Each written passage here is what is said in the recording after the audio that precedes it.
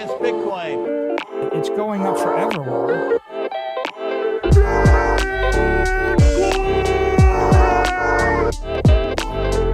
You're against Bitcoin. You're against freedom. Yo, what's up? We are back. We are back for another episode of Simply Bitcoin. And today is an interesting story. I did have to do some deep dive for this one. So game theory is heating up in China, guys. The first reading of Taiwan's crypto bill passes. And depending on the source, Taiwan might be on the verge of making Bitcoin legal tender January 2024. It almost seems like this is happening. It's almost like it's inevitable. And Taiwan is embracing Bitcoin, and we all know the saga between China, that we know the one China policy. We've been covering this all year, and we know how many times China banned Bitcoin. They banned mining. We've seen even Taiwan themselves try to ban Bitcoin, but of course, you can't ban Bitcoin. You can only ban yourself from Bitcoin. And even this week, you know, on mainland, Hong Kong has been mulling over whether they are going to embrace an ETF as well. So it really makes you wonder. And if you go back for a couple episodes, Nico and I went over this, the idea of maybe China is using different proxies to embrace Bitcoin after officially banning Bitcoin the last dip we saw. I think that was 2021. Now it's all a blur at this point. Some days they're banning it, some days they're embracing it. Well, it seems like China, or Taiwan, forgive me, is about to make Bitcoin legal tender. And remember, one of the IRLs we had a friend come on here, and I'm blanking on exactly which one it was, but he said basically that what they mean when they say crypto is really Bitcoin, and they do not talk about what they have under their mattress. So whenever you're hearing crypto come out from the Asian countries, from China in particular, remember that they know what we know. It is Bitcoin only. And there's Bitcoin, and then there's other cryptos.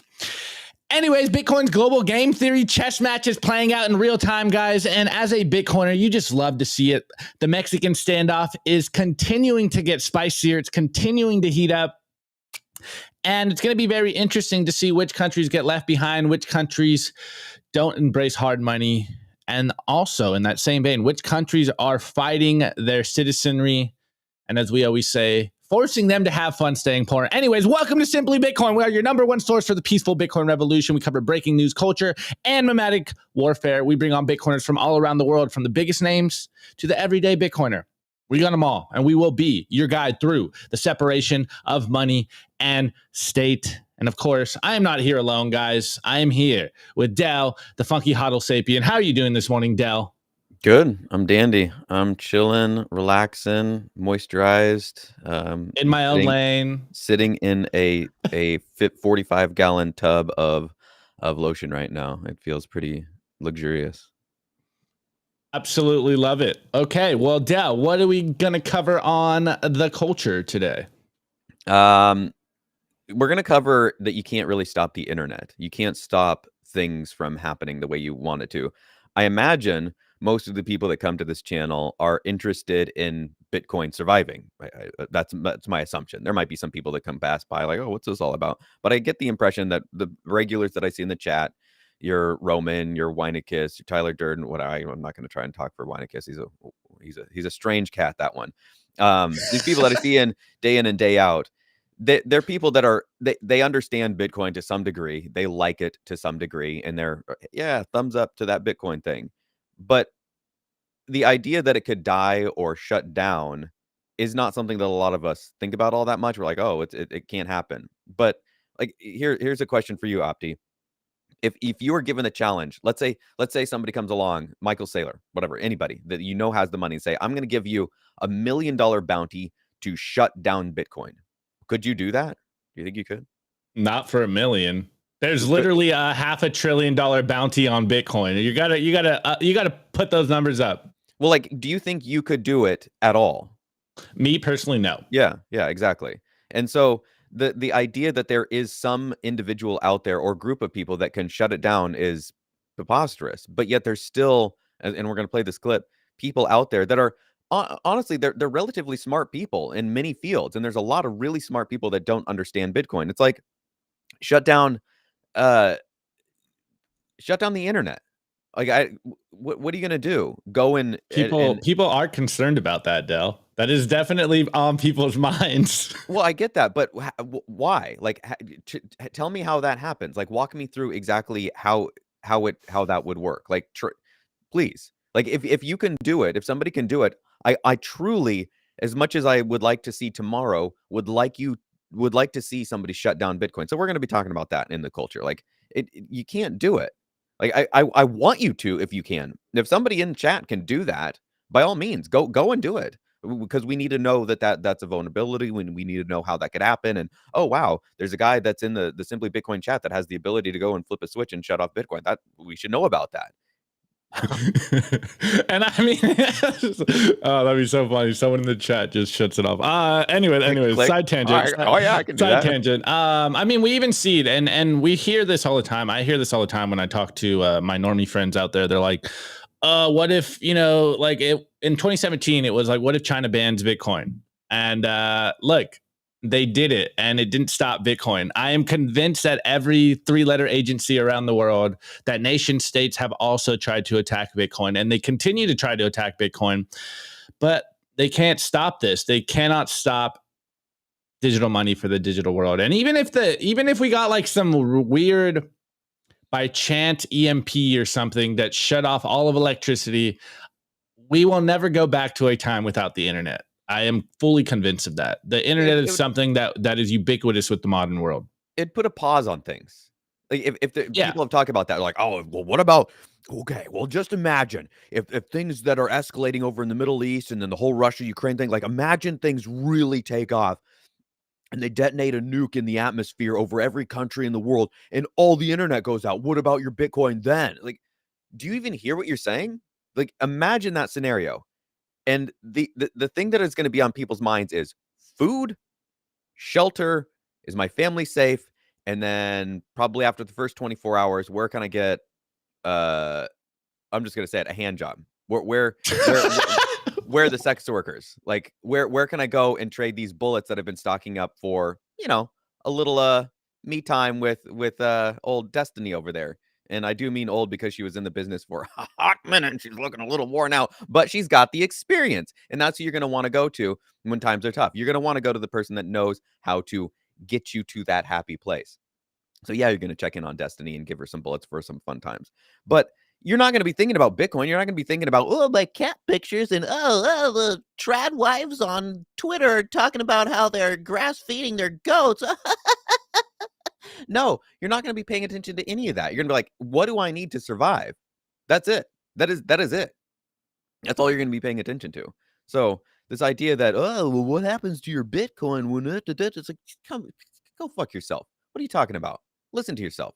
Like, is grandma alive in her nursing home because there's no oxygen on? Like, what's your first concern if the nukes go off and there's no internet, Opti? Is it, oh, is my node still on? No, it's thinking about people in my local community and can I survive? Exactly. All right, well, this is going to be a spicy one. I can already tell this is going to be a spicy one. Let's get into the show, guys. The Bitcoin numbers. Is your Bitcoin in cold storage really secure? Is your seed phrase really secure? Stamp Seed's do-it-yourself kit has everything you need to hammer your seed words into commercial-grade titanium plates instead of just writing them on paper.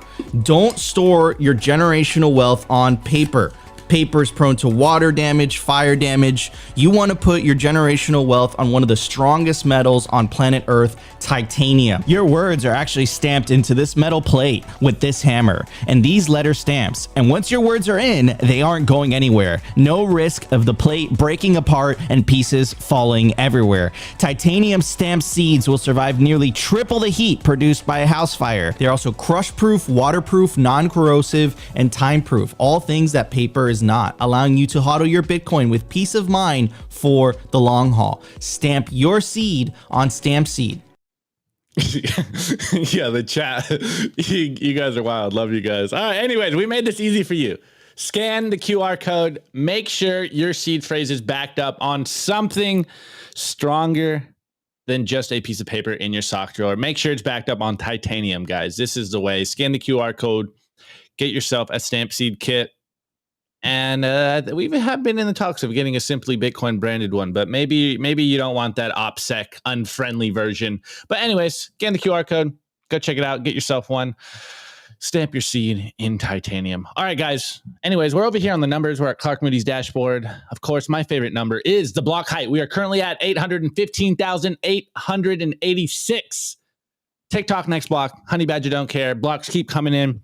We are 24,114 blocks away from the halving, roughly around April 20th of 2024. So it's happening in time, guys. We know exactly what's happening with the monetary policy that is Bitcoin. You would love to see it. Bitcoin is my stable coin. Bitcoin is stability. Anyways, the current price on Bitcoin is $35,340 per Bitcoin. The Moscow time, aka how much your fiat dollar is worth, aka how much Bitcoin you can buy for a single US dollar, is 2,830 sats per dollar. The percentage of total Bitcoin that will ever be issued is 93.03%. The market cap in fiat terms of Bitcoin is $690 billion or $690.3 billion. The realized monetary inflation of Bitcoin, taking fiat currencies to school, is 1.74%. It's going to get cut in half. Well, I think it's going to slowly. Is it going to get cut in half? I think it's going to get cut in half.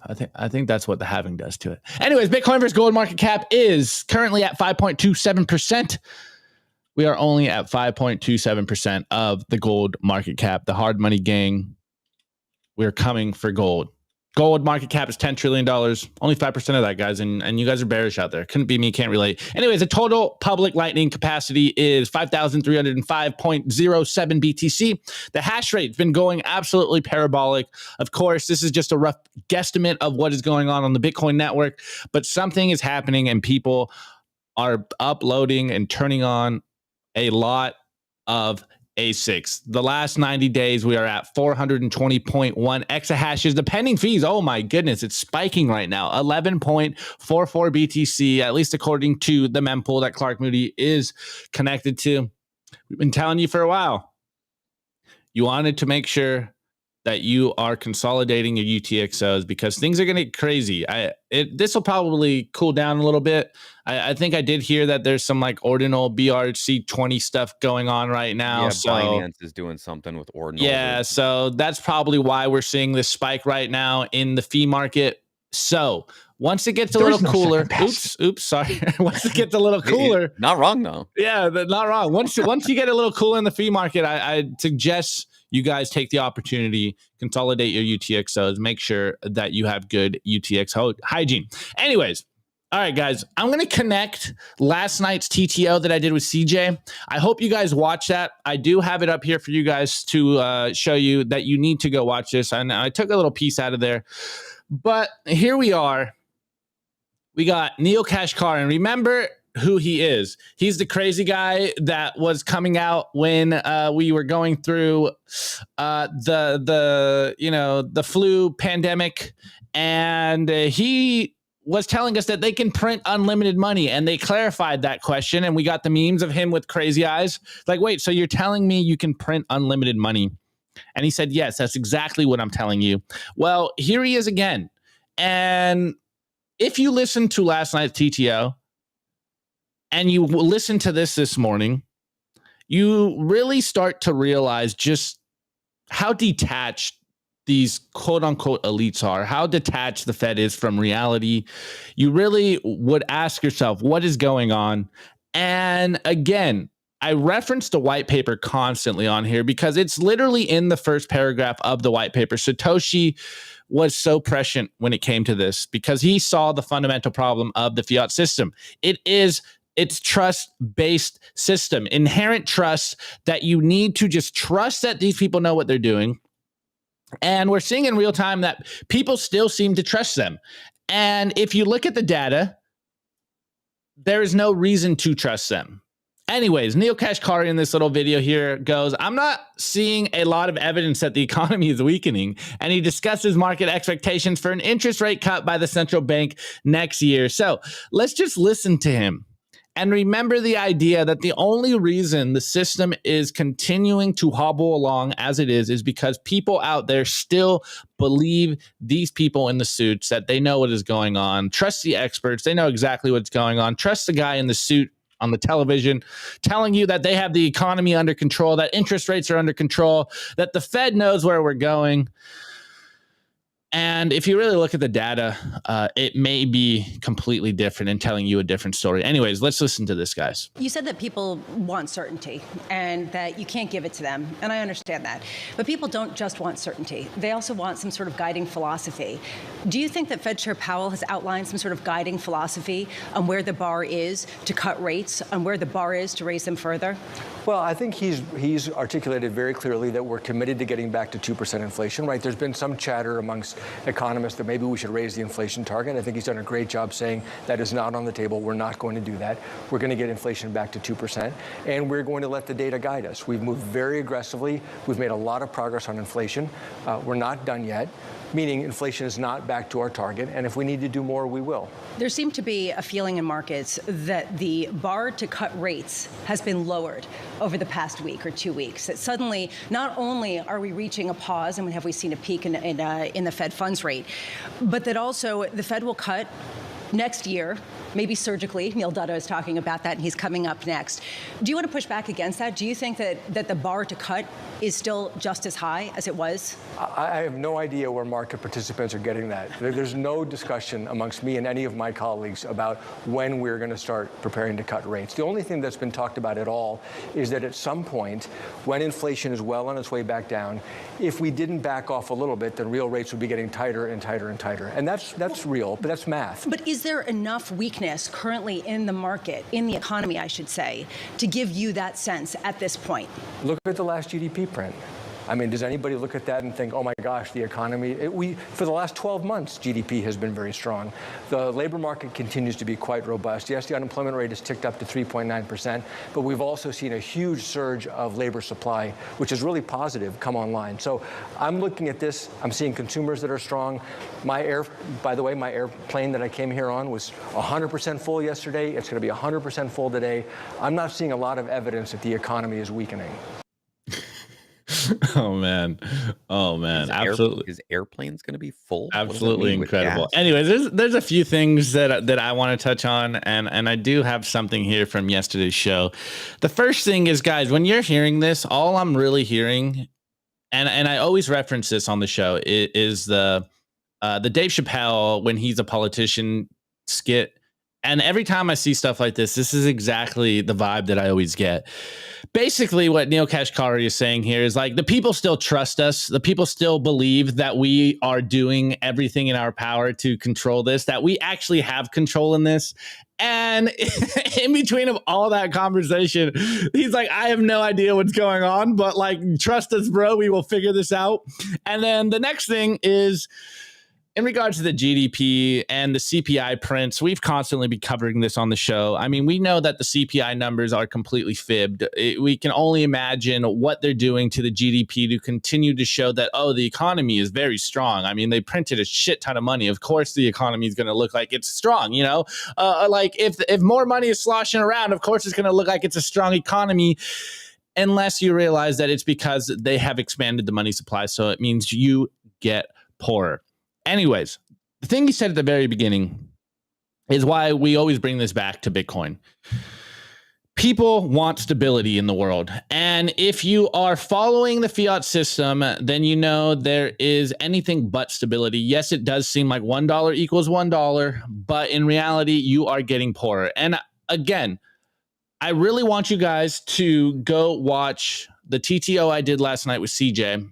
I will show you the screen here. He did a masterclass on the true condition of the economy at this moment. We brought all the charts, we brought all the receipts for you guys, and of course, we angled this back into, is it a good time to be buying Bitcoin? Well, yes, it is. But anyways, one of the things that CJ brought up is this graph here on Shadow Stats, and it is the printing of the GDP and then the shadow stats, what they think is the real GDP. And one of the things that he mentioned was if you get a GDP print of negative 10% for 1 quarter, that is, at least historically, was an indication of your economy being in a depression. And this was during 2020. Again, we all know what happened in 2020.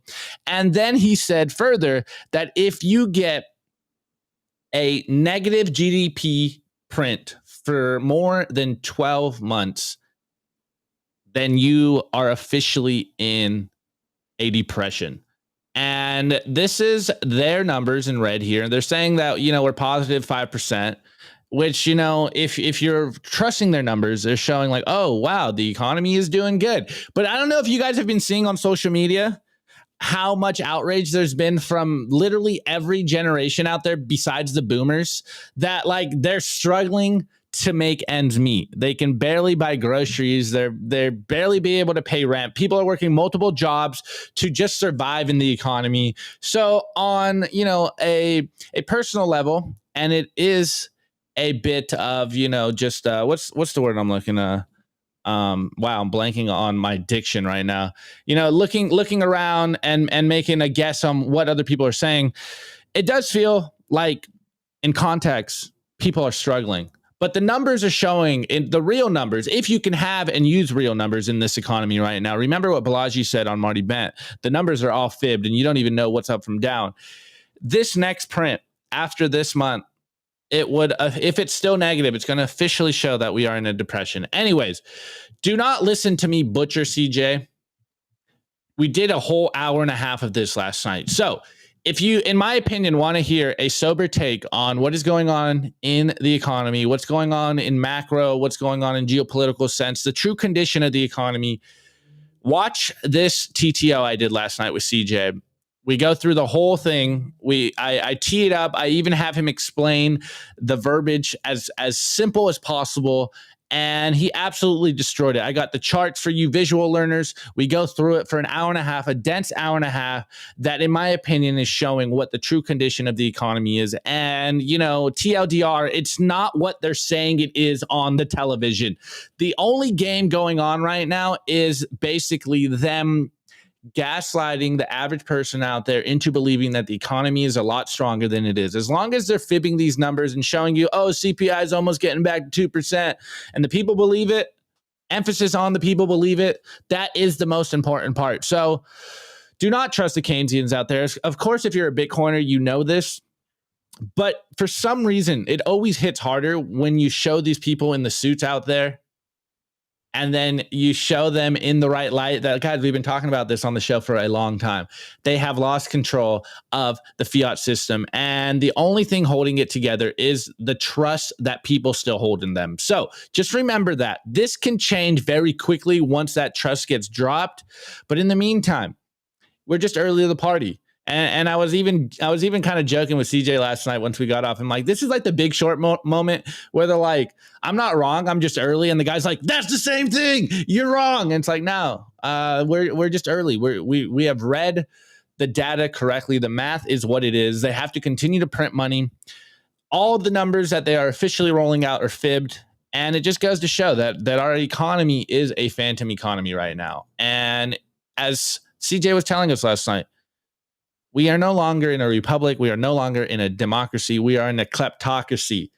And the game going on is how long can they steal from you and how quickly can they steal from you before the jig is up. So protect yourself, save in Bitcoin, take Bitcoin into self-custody. This is the way. And then, of course, spread that signal to your friends and family because it could get worse very, very fast. And it's kind of what we talked about in the beginning in the sense of like, what would be important for you in these times is community around you. Hence why we always try to wake people up so they know what's going on. Anyways, Dale, what's your thoughts on this? I think a lot of people get so hung up on the price movement of Bitcoin from this 1,000 to that 1,000 that they're like you hear the saying missing the forest for the trees. You're so focused on this one tree that you're not zoomed out to see the whole forest and like, oh wow, there's a lot more going on here. There's birds and butterflies, and there's a bear over there, and then there's salmon swimming up the street. There's a lot happening in this forest, but you're over here stuck, your face just jammed right in the crevice of this tree. It's like, whoa, look at the cracks. Look at the bark. It's all brown, and it maybe, oh, look, it changed to a slightly different shade of brown because, things are happening. It's like, yeah, the sun is rising, and so it's getting lighter, and then the sun goes down and it gets darker. That's how shadows work, you dingus. And they're also just so focused in on this one aspect of the total forest that people aren't taking a step back and going, oh, wow, there's a lot more going on here. And I think that people need to do that with Bitcoin. They need to get the research in because they're so focused on, oh, well, it went up 100% in the year to date. It was at 15,500 10 months ago for a little blip there back in December, whenever it was. And now it's up to 34, blah, blah. It's like, just stop. Just stop. Once you understand where people like Jeff Booth is coming from and you start, like he talks about this lake house that he bought some years ago. I think it was like 4, 5 years ago, 3 years ago, something like that. He said he paid, I think it was, I'm going to maybe get these numbers a little bit wrong, but it was something like $1.5 million for this lake house. I'm not sure if it's in Canada or where it is. I think he's out of Canada. So $1.5 million for this lake house. At that time, I think it was something like 300 Bitcoin to buy that lake house. Well, now the same lake house is something like $2.5 million, which is something like 50 Bitcoin or whatever it is in Bitcoin. So the price in Bitcoin has gone down. So we're seeing this happen in real time. The change of dollar and Bitcoin and the price of things. You can see the price of an iPhone. You can see the price of this. And people are so hung up on, is it going to go up this amount? Is it going to go up that amount? It's really simple. It's really simple. All that money is meant to do is to buy you the things that you want, to pay for rent, pay for food, pay for the things that you need and want in life. And one type of money is losing its value because there are people that can control the flow of that money, and they can print, air quotes, print, make as much of it as they want so that they can get the things that they want. And they're trying to do that at a rate that we don't notice. They're trying to steal enough so that we're not going, oh, whoa, this is screwing everything's over. Because if they were to steal at a drastically higher rate, yeah, they could get way more stuff way quicker, but it would dump the entire economy. Businesses would go under. And if too many businesses go under, then the people that want to buy the stuff won't have businesses to buy stuff from. So it's this balance. It is a delicate balance that they're like, well, we want to steal enough. It's like a vampire. Imagine a vampire comes up to you and goes, look, this is my source of food. It's 2 people on an island, vampire and you. Well, if the vampire just goes on a feast and just drinks all of your blood in one crazy night of ecstasy, whoa, yeah, he got so full off on blood. Well, then now he's dead. There's nothing else to drink. No more blood. That's it. So the vampire has to suck slowly. He's got to drain a little bit, and has to. You keep on getting weaker and weaker, and you know the problem. This vampire. And like, oh, just vote the vampire off the island. Really? That's not going to work. Like, you and the vampire are the ones voting. Like, you're not going to vote the vampire off the island. He's staying there. The vampire is staying there with you, and he's going to keep on draining the blood for as long as he can. And sometimes he's going to get a little bit more, and you're going to feel a little bit weaker. And then other times, like, oh, okay, I drew a little bit too much blood. And that's all that it's happening here on a year-long scale. But yet people are, back to my forest for the trees thing, so focused in on, oh, look, I feel a little sting on my neck. It's like, yeah, it's because there's a fucking vampire draining the blood from you. You just take a step back and take a look around. Oh, wow, I'm on an island. Yeah, maybe get off the island, make friends with Wilson, and then try and build a raft to do something. Yeah, I really like to think of, remember, we brought on the show multiple times, Jay Powell explaining why 2% inflation, and he couldn't answer that question. And he just basically said, oh, this is just agreed upon inflation rate that, that everyone wants to get to. What he basically was saying is 2% inflation year by year is the minimal amount of theft they can get away with without people noticing. This is how you have to frame this. 2% inflation every year, which is the status quo, is the most, well, the littlest they can get away with stealing from you without people freaking out and people even noticing. So you got to remember, inflation is theft. They couldn't get away with all this stuff if it wasn't for inflation in the first place. Anyways, shouts out to Bitcoin Mag, Bitcoin 2024. We are taking over Nashville, Tennessee. Scan the QR code, get yourself a ticket. And this is going to be July 25th to 27th, 2024. We're telling you this today because this is the lowest the prices will be. And we want to see you in Nashville. And you can use the promo code SIMPLY to get yourself a discount.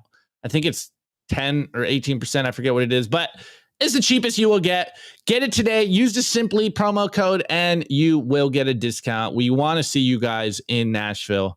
It's It's going to be a great time. Anyways, let's get into today's news because this is very interesting going on. The Daily News. I want to give a shout out to our sponsor, Foundation Devices. It's self-custody done right. They built a premium grade hardware wallet called Passport right here in the US. It's fully open source and verifiable. It's the most intuitive Bitcoin wallet designed with a UX reminiscent of a simple feature phone. So you will know how to navigate it and use it the moment you pick it up.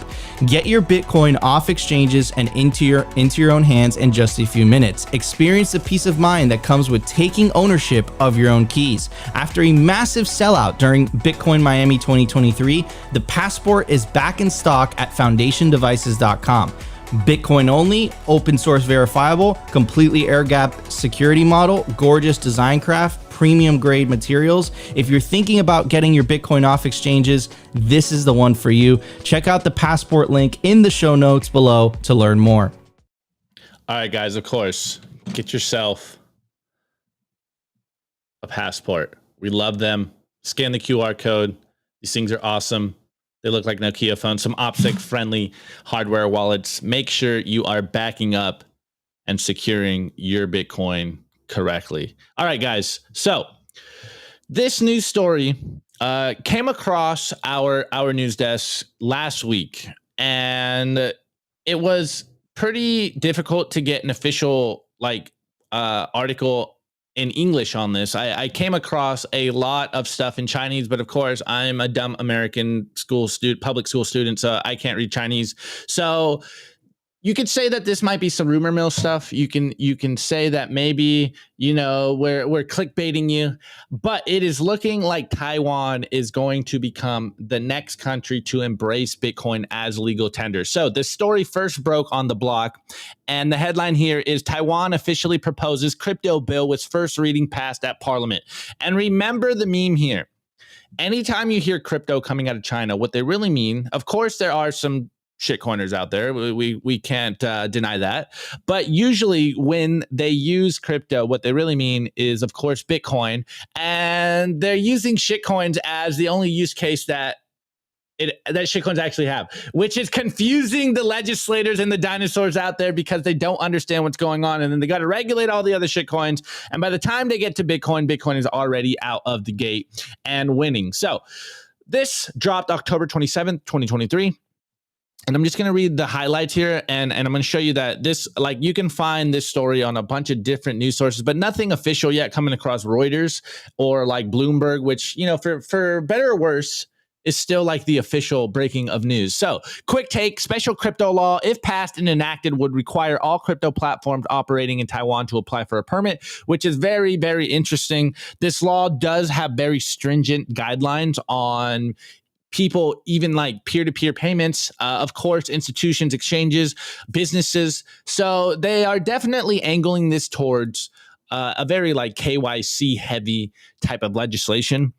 I think they even want to get licenses for individuals to transact in Bitcoin, which is absolutely insane. Anyways, there's no specific time limit for the second reading as of yet. We did hear that it's kind of going to happen in November.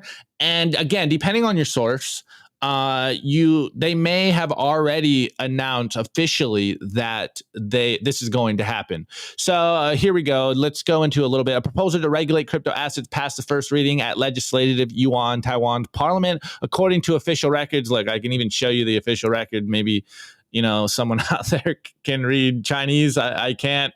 So I don't know what's going on. You can translate it here, but it just gives you a PDF. You can see here, virtual asset management bill. Consider the bill. You download the PDF. It's going to be in Chinese. So anyways, I got some other sources here. This one's BNN.network. This was a week ago, but this one is very interesting. And of course, my views on CoinMarketCap. I say it all the time. I usually feel pretty dirty when I go on CoinMarketCap, but I'm not looking at the shitcoin prices here. So we have this guest post here by Coins Telegram English, and it goes, Taiwan's historic decision, Bitcoin set to become official currency. So let's go in on this. And I think it's very interesting. And if this happens, I think the game theory is going to absolutely go nuclear. And of course, let's not forget there is a one China policy out there. I know Taiwan is officially kind of trying to distance themselves from the Chinese government and of Beijing, and Hong Kong is also saying that they are embracing Bitcoin ETF. So you're seeing that the game theory is playing out over there in China, and we know that China is trying to angle themselves as the hub for crypto. So we're seeing that in Asia, whether it's Singapore, whether it's China, or I think even Korea was saying it as well. Everyone is understanding that the field is wide open in regards to becoming a quote unquote crypto hub. So let's get into this article here, or guest post here. It goes, in a groundbreaking development, Taiwan is poised to embrace Bitcoin as an official currency, becoming the world's second nation, following in the footsteps of El Salvador.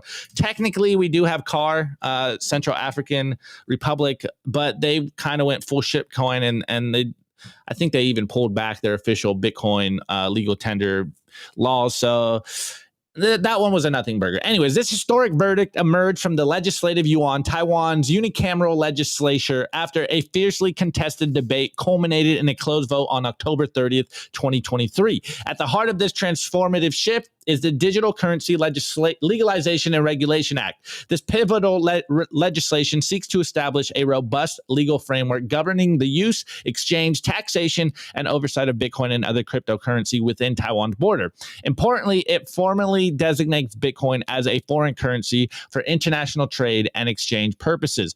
Under the provisions of this bill, Bitcoin assumes the status of a legally recognized medium of exchange for both public and private transactions within Taiwan. It also garners recognition as a store of value and a unit of account. However, it should be noted that the bill places stringent requirements on all individuals and enterprises dealing with Bitcoin. They must duly register with the Financial Supervisory Commission, the FSC, the principal financial regulatory authority in Taiwan, and adhere to anti-money laundering and counter-terrorism financing protocols. We hear this happen all the time. We even hear this kind of posturing in the U.S. as well. Notably, the FSC is endowed with the authority to issue licenses for cryptocurrencies, exchange, custodial services, mining operations, and related businesses. Furthermore, it holds the responsibility of crafting the standards and guidelines to ensure the security, transparency, and consumer protection of Taiwan's burgeoning cryptocurrency industry. The bill's inception can be attributed to the coalition of lawmakers from diverse political affiliations, spearheaded by Chen Chi-chung, a member of the ruling Democratic Progressive Party, forgive me, and the son of former President Chen Shui-bian, forgive me. They expressed the motivation behind the legislation, stating that it seeks to align Taiwan with the global trajectory of digitalization and innovation while bolstering the nation's economic prowess and competitiveness. And is this one? No. Okay, so this is where it kind of gets interesting. Remember the posturing that we have seen and we covered on the show from China, from the officials. They're basically saying like, oh, yeah, we don't like Bitcoin. Of course, we ban Bitcoin.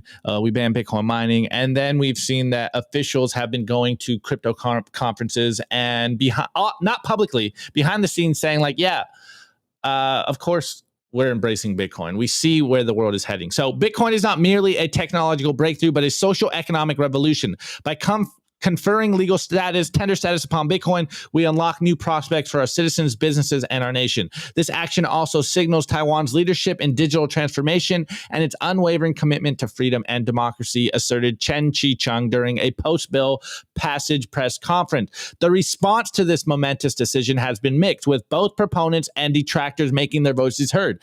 Advocates commend it as a visionary step that will position Taiwan at the forefront of the cryptocurrency industry, attracting increased foreign investment and talent, as we've seen in El Salvador. In contrast, critics view it as a risky and imprudent move that could expose Taiwan to financial instability, cyber threats, fraud, and money laundering. In addition to these concerns, the bill has encountered staunch opposition from China, which claims Taiwan, as its territory, has been exerting military and diplomatic pressure on the island. China banned all forms of cryptocurrency trading and mining in 2017 and has repeatedly cautioned Taiwan against actions that challenge its sovereignty or undermine the One China policy. China's foreign minister spokesperson Zhao Lijian has decried Taiwan's decision to embrace Bitcoin as a legal tender, labeling it a provocative and illegal act.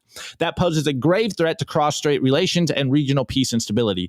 Zhao Lijian, forgive me, has also urged the international community to reject and sanction what he views as Taiwan's separatist actions. Nevertheless, Taiwan's president, Tsai Ing-wen, has staunchly defended the legislation as a sovereign and democratic choice of the Taiwanese people, pledging that Taiwan will not yield to China's threats or interference. She also expressed confidence that Taiwan is well prepared to navigate any challenges or risks that may arise from adopting Bitcoin as an official currency. Taiwan is a society that values freedom and innovation. We embrace change and confront challenges without fear. We believe that Bitcoin can bring positive transformations to our economy, society, and culture. It can also fortify our bond with friends and allies worldwide who share our values and visions, remarked the Taiwanese president on national television. The bill is scheduled to come into effect January 1st, 2024, following a 2-month period of public consultation and preparation. The FSC is committed to releasing comprehensive regulations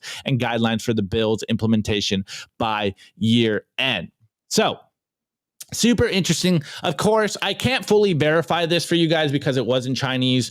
I've been doing my best to make sure that, I got it from as best a source as possible, but it is seemingly happening that Taiwan is passing a quote unquote crypto bill. Of course, there is a very real concern about the stringent controls and all the licenses that people are going to have to jump through. But nevertheless, it's safe to say that if Taiwan does embrace Bitcoin as legal tender, as a medium of exchange, as a store of value, as a unit of exchange, then the game theory is really starting to heat up in regards to Bitcoin. Yes, El Salvador embraced Bitcoin. Yes, they made it legal tender status. But El Salvador is a tiny, tiny country. And they don't have the, I don't know what you'd say, maybe the reputation that a Taiwan would have. And so maybe I guess it would be when this goes into practice at the beginning of next year, it's going to be very interesting to see what happens. Is this going to give China an excuse to continue to try to clamp down on Taiwan? Is this China using Taiwan or even Hong Kong? Because I do have that ETF news up here, but it seems a little unnecessary right now. Is them using them as a proxy so that they can kind of, on the one hand, embrace Bitcoin, but publicly denounce Bitcoin? It just really goes to show that we're in a position of don't listen to what I say, but watch what I do kind of reaction right now. So this is a story that we will be watching for you guys, but it does seem officially the first reading of this bill has passed. I'm sure something else will come out in November. So it's going to be very interesting to see this game theory play out. And again, I know Bitcoin is a global phenomenon, and I know we try to be as globally minded as possible in this show in regards to Bitcoin and understanding that, hey, this is a global game of accumulation. But it just goes to show that whatever is going on in America, whatever the SEC is doing, whatever Gary Gensler is doing and them dragging feet on why they haven't embraced Bitcoin, well, now that game theory is heating up because Bitcoin will be adopted by necessity. And yeah, maybe El Salvador embracing Bitcoin is kind of one of those little nothing burgers. It is kind of one of those like little gnats, and you're like, yeah, whatever. You have no economic concern. But if China, by proxy, Taiwan is embracing Bitcoin, then it's going to heat up, guys. And we know the FUD coming out of China. We know they ban Bitcoin constantly. They probably banned it like 47 million times at this point. It just goes to show the game theory of Bitcoin is happening in real time, and you cannot isolate you from the consequences of your economic allies, economic enemies embracing Bitcoin. So we're right again. As a Bitcoiner, we've been saying this for a long time. This is a global game of adoption, and you can't ban Bitcoin. You can only ban yourself from Bitcoin. So if you fight Bitcoin, you're only hurting yourself. You're only hurting your citizens. Yeah, like this is exactly XX. Maybe Taiwan will want all trade settlement with US and BTC. Now that would be huge. They did say for trade. We don't know where this is going. Yes, of course, we are speculating a little bit here, but It just goes to show that people are waking up to what El Salvador has done. People are waking up to the game that is Bitcoin. Bitcoin is maturing in real time, and this train is unstoppable. TikTok next block. Honey Badger don't care. Anyways, Dale, what's your thoughts on this? I think this just goes back to what I was saying earlier about people getting lost in the price of this and that. People are looking at this country, that country. But I've heard multiple people describe investing, getting into Bitcoin, paying attention to Bitcoin, kind of like where we're at right now with Bitcoin, kind of like getting into paying attention, investing in the internet as a whole back. I I don't know exactly where we are if we were to try and lay those timelines over each other. So before we got to the internet, where it was an interconnected network of computers that could all talk to each other and we could communicate and share cat pictures and talk about Bitcoin on a podcast here. Um, we had giant blocks that were the size of university dorm, like just huge machines that did very little. And then as time went on, the machines got smaller and then they started getting connected. And then we linked them up over long distances. And then now the whole world is connected. You could never at any point invest in the internet itself. You can invest in different companies, IBM, this, Amazon, etc., that are components of the internet, cloud this and server stack that, blah, blah, blah, company that's offering some service, Netflix. But you couldn't invest in the system itself. That wasn't a thing that you could do. But you can with Bitcoin, which is one of the many wild, wacky things about it. You can get a piece of that. And we're definitely very early. We're not so early as like giant block computers, but we're probably around the point where things are just starting to connect. We're definitely still in the dial-up phase of, and maybe you go to your friend's house to talk about it and get on AOL to chat to them. Oh, look, I can talk to this guy. He's over in France. Oh, isn't that so? Wow, it's crazy. But you don't have a computer yourself. You know somebody and you've heard of people. Maybe one or two kids in your class at school have computers, and people go to their house to look. Oh, look, he pulled up a picture of a cat, and it's like switching back and forth. Oh, that's so crazy. And there's not even video. Maybe there's some music, and you go to this one website, and all it is a looping song. We're kind of at that point right now. It's really rudimentary. It's really wacky. We've got all these hardware wallets or signing devices, whatever you want to call them. I prefer signing device, and it's still clunky. It's not real smooth. Grandma isn't getting on an iPad and just flipping through and, oh, look, here's my grandson and grandchild. It's not, we're definitely not at that point. And because you can invest in the underlying structure of this thing, the people that get caught up in like, oh, I missed the boat, are the same kind of people that would maybe be thinking that investing in the internet, say you could right now, would be a bad idea. Well, if you could invest in the underlying structure of the internet itself, would still be a really good idea right now, because there's so much more to come down the pipeline. Yeah, we've got Netflix. Yeah, we've got this. We've got YouTube. But who knows what the future holds? The internet is a form of communication and transferring information between each other. And we don't really know what the upper limit of that is. All we know is right now we can do a lot of really cool things, but we don't know what transmitting information in ever higher degrees of fidelity and more data across vast distances. I don't know what the upper limit of that is. We can look back in time and see where it started and how far we've come from 10, 15, 20 years ago, 30 years ago. And that's been a massive leaps in what we can do. I mean, I'm older than the internet. I imagine a lot of people in chat are older than the internet. You remember a time where there wasn't the internet and where we're at now. And those times, the difference in then and now is astronomical. And you can do this, and the same thing's going to be true of Bitcoin. Even when all of the countries get on a Bitcoin standard, or many of them, many more than are now, let's say a majority of them, just like the majority of the world is on the internet. Yes, there are certain countries that are sanctioned off and they're siloed, and certain countries don't have much of the internet at all, North Korea. But most of the developed world is on relatively the same internet. Generally, we can all go to Netflix or some variation of Netflix. We can all go to YouTube.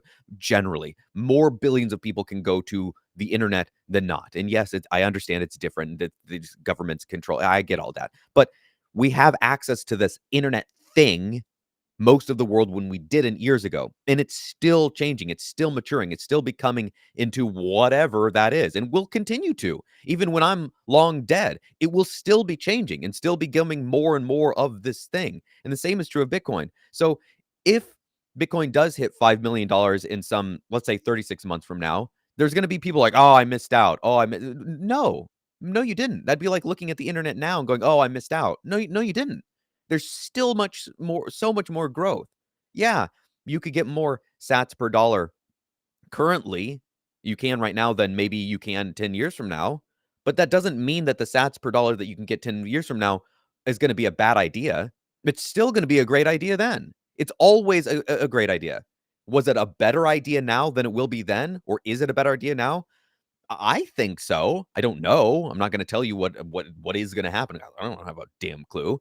But like, was investing in Amazon back when it was $1 per share a better idea then than it is now? Yeah, probably. I guess so, because you could sell them. But and that's a bad example, because investing in Amazon it's back to the internet. It's the base layer of what this entire system is built on. Amazon isn't a base layer of what a bunch of things are built on. It's different ideas, but securities have all the flaws that they have. And if you haven't watched Saylor's 24 reasons why securities are a bad idea, I suggest you do that. There's a lot of reasons that companies go belly up. And even when Netflix or this or that doesn't do all that well, the underlying structure that the entire thing is built on is still a really good idea to invest in. And that Saylor talks about that too. It's like investing on the land as opposed to the companies that are built on the land.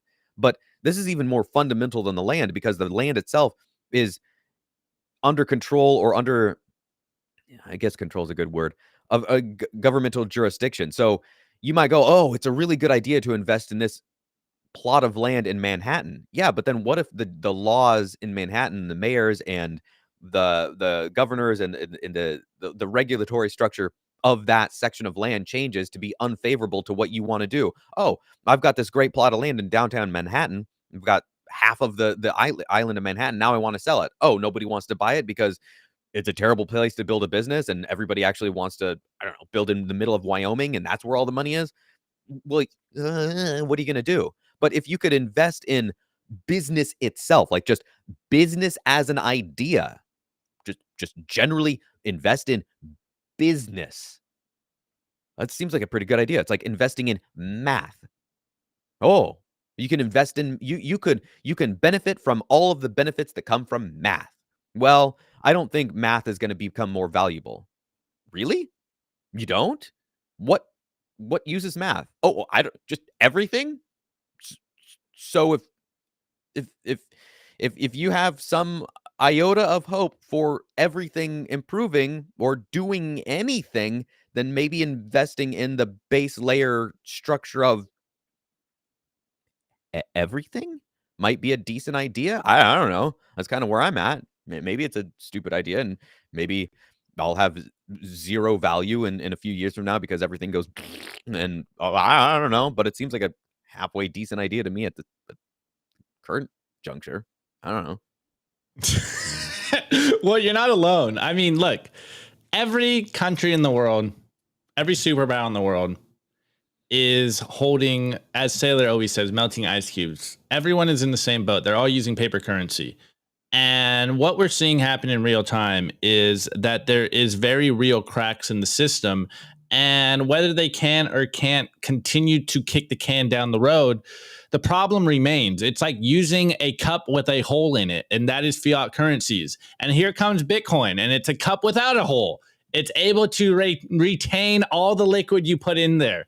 And whether Bitcoin goes up exponentially or not, which I do believe it will be, I think a lot of us are being very conservative and underestimating how big this paradigm shift actually is. It's just having a stable currency, something that can't get debased, is valuable in and of itself.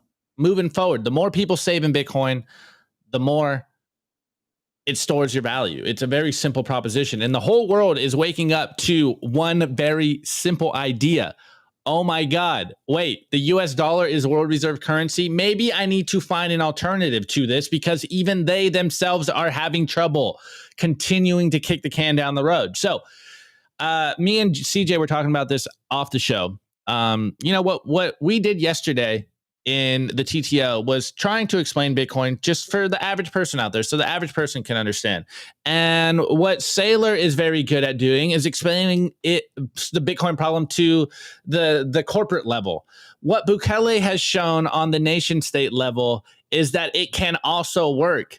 And once we get one of these big superpowers to jump in, one of these big economic powerhouses to fully embrace Bitcoin, like, I think we are underestimating how powerful and huge this movement actually is. It literally is a paradigm shift, and it's moving from, from the horse and buggy to the car, guys. We cannot imagine how big this shift will be, and you are on the front line. So it's what we say all the time. Sorry. Shout out the Bugle, the last hard-hitting journalist in the world. Okay. You can't understand how big this paradigm shift is going to be. Hence why we tell you every single day, you need to save something. You need to hold on to Bitcoin for as long as possible. You need to make it through the HODL buyout zone, because I think we are all fundamentally underestimating how high and how huge this actually is. Once everyone around the world, once all the nation states, once all the institutions realize that Bitcoin is that pristine collateral, the game is really going to go absolutely nuclear. And I think you're going to be absolutely excited about what you're holding today. Anyways, before I move on, guys, shouts out to the boys at Kaboom Racks. Shouts out to Kaboom Racks. Their job is to buy your ASICs. They will sell you ASICs. They will host your ASICs. They have awesome Kaboom Racks ASICs firmware. If you have some at home and you want to get the most out of the ASICs that you currently have, if you have a Space Heater S9 in your house and you don't want to make it run as efficient as possible, get in touch with the Kaboom Racks guys. Reach out to my boy Alex. Absolutely a legend of a human. Great guy. I love him. He's such a good dude. And he always tells me and trolls me. He's like, my job is to sell ASICs, but what I usually do is tell people not to buy ASICs. So if you are looking for, or even just excited about Bitcoin mining, go and talk to the Kaboom Racks guys. They will give you all the information you need. Hang out in their Telegram group. Scan the QR code, go to their website. They're the goats out there. They will handle everything you need to know about Bitcoin mining, about buying, selling, and they will host them for you guys. All right, let's get into the culture, because I know we got a good Dell rant, and I think we're running a little late. The Daily Culture. Brought to you by SwanBitcoin.com. Swan is the best way to build your Bitcoin stack with automated Bitcoin savings plans and instant purchases, serving clients of any size from $10 to $10 million. We love Swan because they incentivize self-custody and dollar cost averaging. What are you waiting for? Visit SwanBitcoin.com today. All right, let's get into this one. So this, maybe you've run into this. I'm a YouTube premium subscriber person, so I pay and I don't get ads, and it's on some sort of family plan. I don't know. It's worth it to me with as much YouTube as I watch and my family watches to pay the, I don't know, it's 20, 30 bucks a month, something like that. And 5, 6 of us can all watch YouTube without ads. So that seems pretty worth it to me. Well, apparently YouTube has implemented a ad blocker, I guess. Like you can't use ad blocks if you're trying to watch YouTube videos. And I did run into this when I was on a work computer where I wasn't logged in. I went to watch a video on YouTube, and sure enough, it said ad blocker. If you don't disable this ad blocker, then you won't be able to watch YouTube videos. And from what I've heard is, once you try and watch 3 videos with an ad blocker, it just shuts down YouTube access forever on that browser. That seems pretty extreme to me. But this video that I'm going to play here is just a clip. It is a little bit faster. So if you're watching this after we recorded it live, it is at 1.25 speed, because I want to play a little bit more than about a minute that he's going to go on here. And then I'm going to cut to something else. But let's get into this one here. Here we go.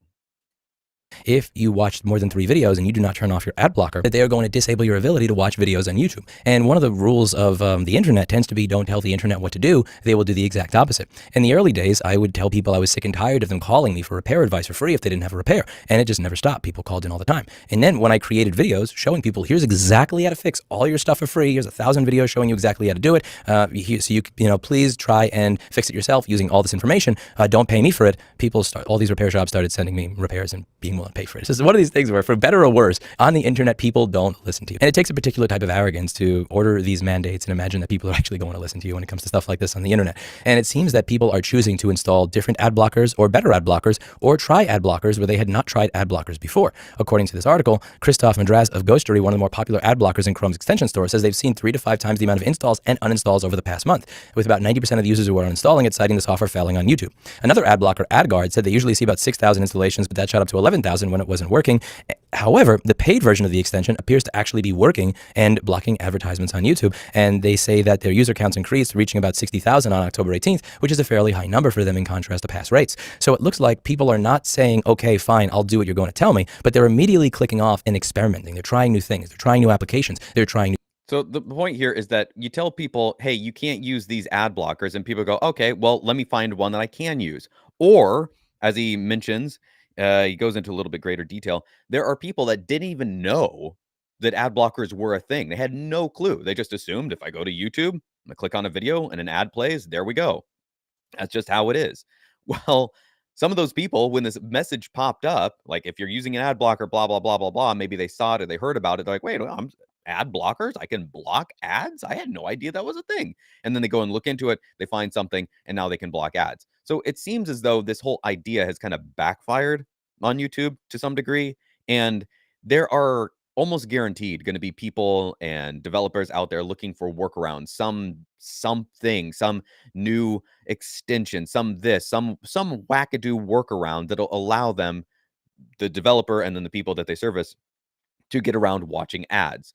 And the reason I'm mentioning this is because we hear about China banning Bitcoin. That's a large country. That's 1.5 billion people, and they tried to ban Bitcoin. Well, all they did is they banned themselves from Bitcoin. The hash rate moved somewhere else to a more favorable jurisdiction, and Bitcoin kept on going. This ties into something that I said at the beginning, that a lot of people don't understand Bitcoin. They have no idea what they're talking about. Apparently, this video is a little bit older. It's from, I don't know when exactly, but this is Dave Ramsey. You may have seen this pop up over the week, talking about Bitcoin. Again, I'm going to play this in 1.25 speed. And I don't know a whole lot about Dave Ramsey, but he seems to know some things. Like he's a boomer. He knows some stuff. He knows some things about finance, and from certain videos I've seen, he's got some pretty decent ideas. So, like, debt is not all that great. You can use debt, blah, blah, blah. Whatever. I'm not going to get into it because I don't know a whole lot about the guy. But my point is that he knows some things about finance. All right, let's watch this clip here where he talks about his deep knowledge of Bitcoin. And here's what you have. Let me tell you what Bitcoin is. It's WWW. It's the wild, wild west. You're back to the Western banking system. Because all of a sudden, one of these computer nerds just flips a switch. The whole freaking thing's gone. Boom, just gone. It has no value. They just got completely ripped off, and it took them down. Boom. And so the like little hipster techie guys are sitting in front of the building with a sign that says, "Where's my money?" Well, honey, you never had any. Oh, honey. It's not real money because it's not a stable currency that has any kind of a system that backs it, that has any kind of a system that protects. Well, I've made a lot of money in Bitcoin. You can make a lot of money trading dirt to somebody else trading dirt until people catch on that dirt's not a good idea to trade. You can trade gravel out of your driveway as long as you can get away with it. And okay, so apparently this is a little bit older, but people are saying in Twitter that he still has these same views.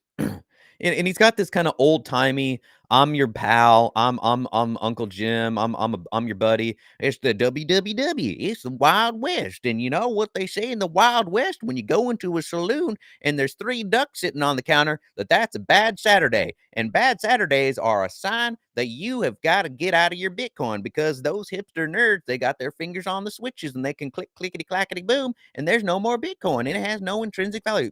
Dave, you don't have any intrinsic value. The only reason people value you is because you're delivering something that they want. That's it. You have found an audience.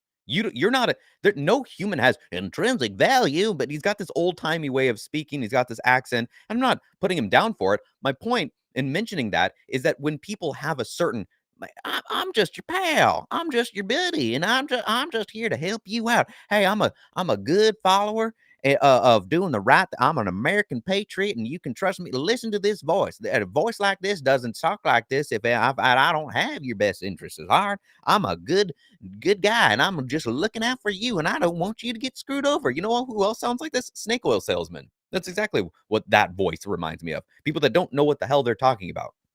Dave Ramsey has done some stuff. He's made well for himself. He probably lives in a home that he's quite comfortable. He probably drives. He probably doesn't really worry about the price of gas all that much. He pulls up to the gas station and it's a little bit more than I would have liked, but whatever. I'm not checking my bank account balance to make sure, can I fill up this week? Can I not? He doesn't care. He's profiting off of whatever it is that he's selling to people. But he is so entrenched in the system, like Charlie Munger, like Warren Buffett, that he isn't paying attention.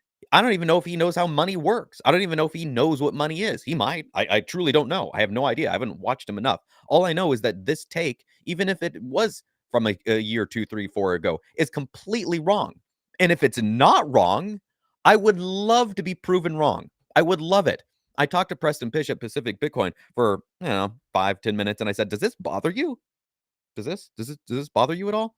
And he's like, "What?" And I said, "All the Kool-Aid drinking, all of this." Just like everybody's just like, "Oh, Bitcoin, Bitcoin, Bitcoin. Oh, Bitcoin, Bitcoin." Like, does anybody stop and question? And he's like, "Well, I think a lot of the people have stopped to question this before they got here." I'm like, "Okay, fair enough." But the thing that bothers me sometimes about the Bitcoin space is that I don't see a lot of people questioning it. At the time, I do see it before they get into Bitcoin, like, "Oh, hang on," they get put up a lot of questions. But once you're in Bitcoin, and I don't know, and the reason I mention this is because I don't know. I've said this time and time and time again. I don't know if Bitcoin fixes the world. I truly don't. But what I do know for a fact is that the current monetary system is utterly fucked beyond repair, as far as I can say. I don't know if it's unfixable, but I'm pretty sure it's unfixable. It's completely fucked. And you and I, the normal people that have to go and put in work to get our time turned into something that we can trade, is so ass backwards. It is completely bojangled to the moon and back. That I'm utterly convinced of. I don't think there's any person on the planet that could come along and be like, "Actually, let me pull out these charts that I've got tucked up my ass and prove to you," don't mind the smell, that's where I keep them, I don't know why, "that everything is actually working as intended, is actually to your benefit." I don't think that person exists. I don't think those charts exist. I don't think that could possibly happen. Is Bitcoin the answer to all of those things? I don't know. I truly don't know. But it is the best thing that I am aware of. It is the only thing that I know of, and is the only thing that I am confident putting my money where my mouth is. There was somebody in chat earlier said, "Oh, Amazon's actually a good idea." No, it's not. No, it's not. You know why Amazon's not a good idea? Because it relies on people. It relies on somebody keeping their finger on the switches. It relies on choices. It relies on consumer confidence. It relies on a number of factors that could all go tits up at a moment's notice. Bezos could go, "You know what? Actually, I'm done with this. I'm moving to Miami, and I'm going to put all of my holdings into this other thing over here." And yes, there are stopgaps. There are checks and balances in place for a large corporation to fiduciary duty, blah, blah, blah. I understand that. But businesses die. That's what they do. There are very, very few businesses that have lasted for dozens or hundreds of years. There is only one business, two that I know of that are more than like 150 years old. One is Nintendo. They started out as like gift cards, trading cards, like welcome to graduation, whatever. And they've transitioned into this massive technology company that they are now. And the other is Beretta, the weapons manufacturer. They started in Italy back in like 1652. So they've been around for going on 400 years now, something like that. They're an old company. But that's two. That's two. Most of the companies on the S&P 500 will die after 18 years. Like they have a worse life expectancy rate than a coal miner in 1815. Like they die. Businesses die. The entire S&P is propped up by like 10% of the companies, 8%. It's basically nothing. All the others are doing terrible. And that's the S&P 500. This is supposed to be the best of the best. So no, Amazon is not a good idea. Anything that relies on people making choices is a really fucking bad idea. And that's why Bitcoin doesn't include all those things. It's not why. It's why Bitcoin. It's why I am convinced at this point that Bitcoin is the best answer. Because it doesn't rely on people. It doesn't rely on somebody flipping switches, despite what, oh, it's just a couple of switches and the guy down in Burbank, he's going to flip those switches in Silicon Valley and your money goes to nothing. Well, okay. Either Bitcoin's going to zero or it's going to who knows what, millions of dollars, as Saylor said. And it hasn't gone to zero. It hasn't been killed. If you can kill it, if anyone can kill it, please do. No, seriously, I truly mean that to the core of my being. Truly, I would rather cut off one of my toes and watch Bitcoin die than see it die 10 years from now. I don't want to keep on throwing money at this thing, trading my time and energy for this thing if it's going to eventually die. I'd rather know it's going to die now.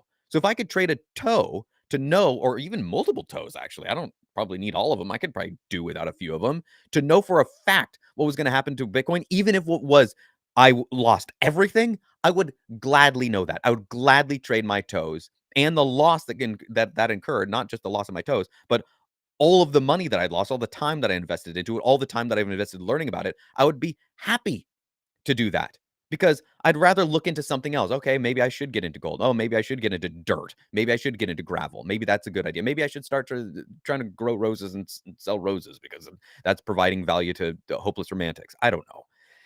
My point here is that if Bitcoin can be killed, show it, prove it, do it. Dave, go flip the switches. Anyone, please. I honestly, try and kill it. China couldn't kill it. Like, what? Come on. If an entire country, one of the largest, one of the most powerful controlling countries in the world couldn't kill it, then you think some nerd can, I don't care. What switch does this nerd have? Where's this switch? Where's this magical switch that he can do this? Opti, get in here. I'm losing my mind.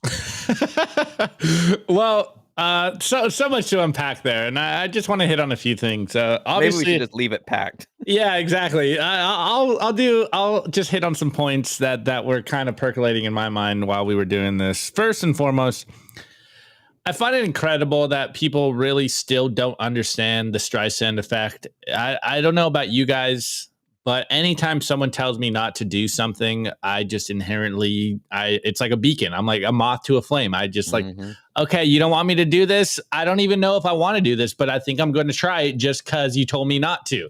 That's just the type of person I am. I know a lot of people are like that as well. And also, the internet is always undefeated. Like the internet always wins. And if you're going to try to stop people from doing things on the internet, it's going to usually be a rude awakening. And even though we're seeing a lot of attempts from these dystopian, tyrannical people out there to stop people, or stop information freely flowing on the internet. They're trying to stifle conversation. So we're seeing that these attempts are happening, but the internet will always find a way, and entrepreneurs will continue to find ways to route around people stopping them from doing stuff. This is like the theme of the internet since its inception. Okay, next thing, on to Dave Ramsey. I forget exactly what Dave Ramsey is, but I'm betting. Well, not only that, I'm it's pretty safe to say that he's selling his bags. He's talking his bags. And of course, he probably hasn't done too much education into Bitcoin. He's probably kind of skimmed over it and thought it was a bad idea when this clip came out. I think they said it was $400 at the time, and we're at $35,000. So obviously there's that sunk cost fallacy where he's just sitting in there and like, nope, you're wrong. I think the other clip that I saw of him circling around recently was him shitting on Bitcoin and basically telling millennials to buy houses. And then because he's heavily invested in real estate, so he's basically trying to find a greater fool to dump his houses onto. Of course, this is why we don't go to the everyday fiat boomer out there and ask them about why Bitcoin is the next thing on the block. You know, we're seeing the geriatrics out there as well, clamoring to try to understand what is going on in the world. And someone in the chat dropped a great comment, and they're like, I am bullish on the boomers' confidence on what is going on in the world. And that, as bad as it sounds, like their confident arrogance that we are just stupid, lazy millennials, that we don't know what is going on. Stupid Zoomers, you guys are kids, you don't know what's going on in the world. Let the adults handle it from here.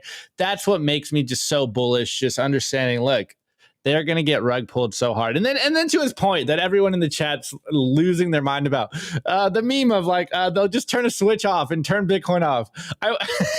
It's literally like the Nintendo meme, like, did you unplug it? Did you unplug the computer again and put it back in? That'll solve the problem. Like, did you blow into the Nintendo cartridge? Like, this is the type of computer illiteracy we are dealing with.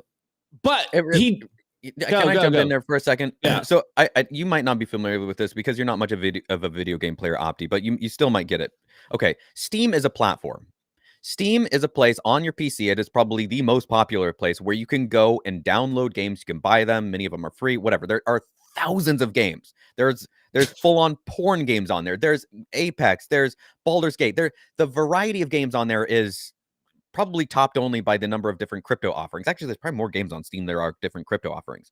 But your mom doesn't fucking know the difference between this developer and that developer. Doesn't know that Bethesda is run by Todd Howard, who's a fucking hack and a piece of shit liar that is continually shilling his garbage bullshit games on a regular basis, bamboozling thousands of people into buying the next latest heap of trash that is Starfield or Fallout or whatever the fuck, people playing the next iteration of Skyrim through the 3,000 goddamn time. But then there's also 1,000 other developers and publishers on there. And each of those are comprised of teams that are anywhere from a single person, in the case of certain things, all the way up to hundreds or thousands of people working on a game like the next Modern Warfare. It is all over the place. But your mom is just like, that's the video games. Grandma doesn't know the difference between all those things. So this bucket that the boomers think that video games are is all of these things. But if you talk to somebody that actually knows games, they're going to go, oh, Baldur's Gate 3 is a thing unto itself. It is completely different from some heap of trash, like, well, I don't have any trash games on my account, but I don't know, the Modern Warfare or some garbage game 1, 2, 3. I don't know. I don't play garbage games. So, but there are thousands of them out there. Some hunk of junk. Some Starfield. There we go. There's a heap of shit right there. Or No Man's Sky when it first came out. I said for a long time, like, this is not going to work. This is not going to fucking work. You don't give people an endless, it's generated on this randomly generated worlds. It's like, yeah, with nothing to fucking do. That's why they had to go back and rebuild the whole goddamn thing from basically the ground up to make it actually a game. Whoa, surprise, surprise. Anyhow, boomers think it's all the same thing. It's all video games. It's all the same. It's all run by Gabe Newell over in Bellevue. No, it's not. It's an offering. It's a thing. It's a whole lot of things. And people are like, oh, well, you can't invest in Steam. Oh, you can't invest in this. What if you can invest in the entire thing that the thing was run on? What if you can invest in electricity itself? So this is what David Ramsey doesn't understand. He thinks that Bitcoin is like one of those games and some nerd can shut down the development of that game. But that isn't what Bitcoin is. Bitcoin isn't even the developer that is making multiple games or a publisher that's publishing multiple games. It's not even Steam that the games are on. That would be your Coinbase. That'd be your Binance. It'd be your, I was going to say Swan, but Swan has one thing. It's not even that. It's the electricity that all of these things are using to operate. So, like, that David Ramsey doesn't understand this is point one, where you just go, oh, you're an idiot. Moving on to the next video. Like, you just don't know what you're talking about. It's like having a toddler tell you a story. Who are you going to listen to tell you a story? Dave Chappelle, who's one of the greatest storytellers of all time, on stage, like in-person storyteller, or a toddler. And Billy had 3 ones and a red one, and we were at the park, and he climbed up. It was so high, but Jamie said no because we wanted the boots and turned around and we're jumping rope, and tomorrow will be cookies. Like, the fuck did you just say? That's not a story. Get the hell out of here. Anyhow, I'm ranting, I'm raving. My wife is not happy. Yeah, you lost me with the video game stuff, and you're really not helping us separate ourselves from the nerds. I think Dave Ramsey was right. But before I forget my point, I go into the meme review. There is something there to the idea. This is why we are Simply Bitcoin. This is why we try to separate Bitcoin from crypto as much as possible and any chance possible.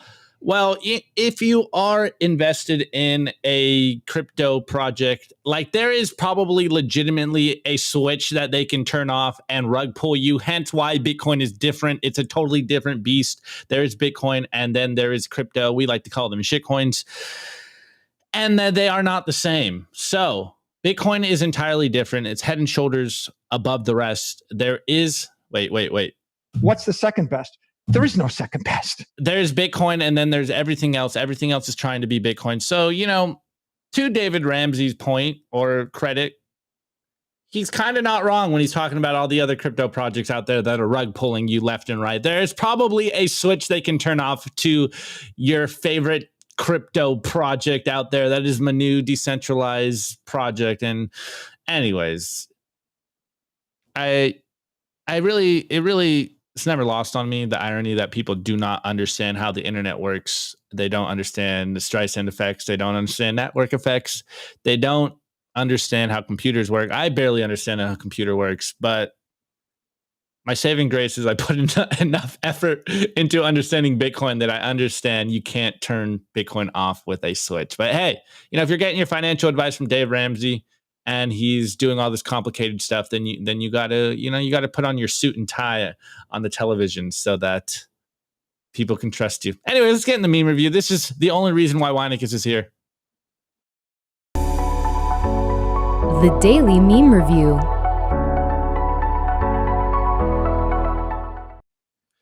All right, boys and girls and boys. And everything in between. Yes. This is the meme review where you tag me on Twitter, Simply Bitcoin TV, drop them in our Telegram group, t.me/Simply Bitcoin TV. I look in there every morning to get you guys the memes for the show. I also check the Twitter. Tag your favorite memes. Tag your favorite memers. Tag your own memes. I don't really care. We just need memes for the show. Anyways, tweet to the bullets, memes to the artillery. You are in an information war. And as you can tell, we are still early to the party. People still don't understand why we do what we do. People are still miseducated and misinformed in regards to why they need to hold some Bitcoin moving forward. Anyways, first meme is by the Bitcoin Therapist, and it goes, history in the making, hashtag BTC. Now, this one, I don't know, maybe, maybe this feels like, I don't know. I don't think sacrilegious is the right word, but maybe this seems like a parody here, but it really does feel like this sometime as a Bitcoiner. And it goes, we're just getting started, and it's got the Bitcoin logo, and it's, old-timey take on the founding of America. And we got Dorian Nakamoto, aka Satoshi Nakamoto. We have Nayib Bukele, and we have Michael Saylor. And it is them writing the new rules to the road, boys and girls. We're moving into a new place. I'm reminded of Carlos Matos on BitConnect. We are no longer in the world we once were. It's a new world. Only you 2017 Bitcoiners will get that one. All right. Next one is Alan B. Watts, aka Alan BWT on Twitter. And he goes, saving Bitcoin and everything becomes more affordable over time. And we got a person here with laser eyes. He's in his nurse bed. He just got out of a coma. And he goes, nurse, you've been in a coma for 21 months. And you, the Bitcoiner that woke up from a coma, goes, oh man, how many dollars is my bill? And the nurse goes, dollars, sir, your bill is 2,534 sats. Or 253 bits. Whatever your favorite way to denominate Bitcoin. That's the future we're going for. That'd be amazing. In 21 months, your medical bill is only 2,543 sats. That'd be epic. All right. Next one by Roman Castro. Shouts out to you in the chat. And he goes, that feeling when you add to your Bitcoin stack and take it into self-custody, hashtag orange pill, hashtag legend, hashtag Bitcoin only, stacksatshow.com. I don't know what that website is. Not fully endorsed yet, Roman. Anyways, we got this kid here with a big old smile, and he's walking with 2 big bottles of wine, and the wine is your Bitcoins. Take your Bitcoins into cold storage. Okay, next one is Maxie's Club on Twitter, and it goes 573 rabbit hole. And we got 2 wizards here. Not those kinds of wizards. Two meme lord Bitcoiners over here. And we got a person walking away with the Internet of Money book. This is literally me. And he goes, the female Bitcoiner goes, will he come back? And the other Bitcoiner goes, no, he has just started studying Bitcoin. There's a long rabbit hole. You may never hit the bottom, but your life will improve as you go down it. Anyways, next meme is by not that Elon, eggplant_Elon. And it goes, good morning. And here's a picture from Breaking Bad. And, you know, the young kid, I don't know his name. I never watched Breaking Bad, but I know, what's it? Jesse Pinkman. Jesse is hugging Walter. I know that much. And you, the Bitcoiner, is Walter White. And Jesse's looks like he was going through some stuff here. And he goes, I think he lost his girlfriend here. Like she died from an overdose or something, I think. Okay. Perfect. Great reference. And it goes, the friend who finally researched how fiat money works, and he's crying and hugging you, and you're just, you know, making sure. He takes his Bitcoin into self-custody. Okay, next meme is by Stampseed. It goes, which way, Western man?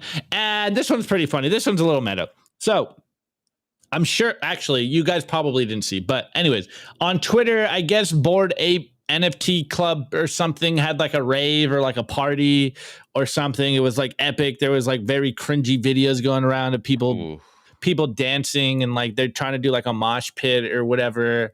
And apparently they used the wrong black lights and they used UV ray lights and they basically blinded and burnt people's skin at the party. And here's a tweet here and it goes, Bored Ape Yacht Club goes full laser eyes and allegedly blinds Ape Fest attendees. This is the headline. And here's someone on Twitter with a .eth. It goes, anyone else eyes burning from last night woke up at 3 a.m. with extreme pain and ended up in the ER. I saw a couple of people just trying to figure out if there was a common thread. So apparently they used the wrong lights for the rave and they were blinding and burning people's skin. Wow. Absolutely incredible. And these just people. All right, anyway. Then on the bottom, it's the which way, Western man. We got the meme factory here and the Bitcoin supply and inflation over time. And I'm thinking this is just a sly nod to the halving party in El Salvador in March. And on that note, shout out the Having Party MF on Twitter. And it goes, Bitcoin doesn't care, nor do we. And here's a quote, and it goes, them. Isn't Bitcoin down 50% from its all-time high? And me, yeah, why? And it's just like a little ducky on a swing with a smile. That duck is adorable. It's just like me, I don't care. I don't care. This is a game of accumulation. I'm playing Hungry Hippo. I want as many sets as humanly possible. This is the way. Anyways, drop your meme review score in the chat as we cover ours live, and we will cover yours live as well. I'm getting the music ready. All right. Mine is, all right, you ready for this one? Mm-hmm. Mine is, I think they're called shoe trees for leather shoes to keep them in shape and to keep their form. What you guys know about that? What you sneakerheads know about that? All right, anyways, Del, what's your meme review score? McDonald's coffee. Oof, wrecked. McDonald's makes me happy. I don't give a shit what people say. Wow, Weinicus, you better troll him in the chat because he gives me so much shit for enjoying a Big Mac. Actually, a quarter pounder with the Big Mac, and you smash it. Oh, next level. Okay, all right. Hence, Weinicus is in the chat. Scan the QR code, guys. Support us. Get yourself some Simply Bitcoin merch. We have the t-shirts. We have hoodies. I will get you guys the hats. I know you guys have been wanting the hats. I literally looked at some designs this morning from one of your guys' favorite Bitcoin artists out there. We are working on something for you guys. We will get the women cuts. But guys, we appreciate all the support. First and foremost, stack sats first. This is the most important thing to be doing. Stack sats for yourself. But if you enjoy what we're doing here and you think we're providing value to you guys, get yourself some merch. It really helps us out. It's going to help us remain as independent as possible. I know you guys give a shit about the ads. I see you guys. Well, buy our merch so maybe we can not have so many ads so that we can do this every day and pay our whole team. It's much more than just Nico and Dell and Rustin and I and Wine and Soph. Like, we have a whole team here, and we're trying to make this into something that we can survive on. So get the merch, guys. It really means a lot. Keep us as independent as possible. Okay. Anyways, let's get into the meme review scores. Okay. Let me see. I'm going up. Let's find the first one. Okay. First score. BTC is true. Score, not those UV rays. Yes. Next one. Elaine. Score. Bitcoiners use love to bring boomers into the bright orange light. Yes. Okay. Next one is JW the Laker. 21 mil goes meme score. Dell doing an entire show in Dave Ramsey voice. Okay. Bitcoin Bugle. My score, my eyeball because it's not blind because I'm not a shitcoiner. Yes. Okay, McLovin. Meme score. Jerome Powell will have a total mental breakdown on live television in the near future and tell everyone to buy Bitcoin. Hammersaw. I give those memes a helmet. Yes. Okay, let's see. Do we have some? All right, we have some meme review scores over on Rumble. UTXO, I give the memes a pair of Shoe Tree brand last for Opti shoes. Yeah, see, we got a man of culture over here. Okay, John Pleb meme score. Dell attacks for 2D20 plus 1D4 for hair.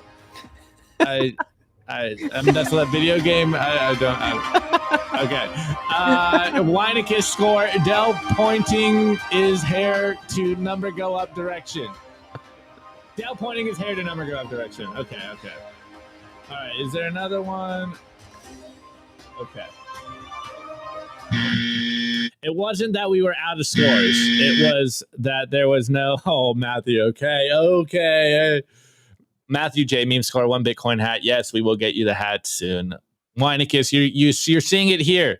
They want the dad hat and the snapback. They're constantly trolling me about it. Okay.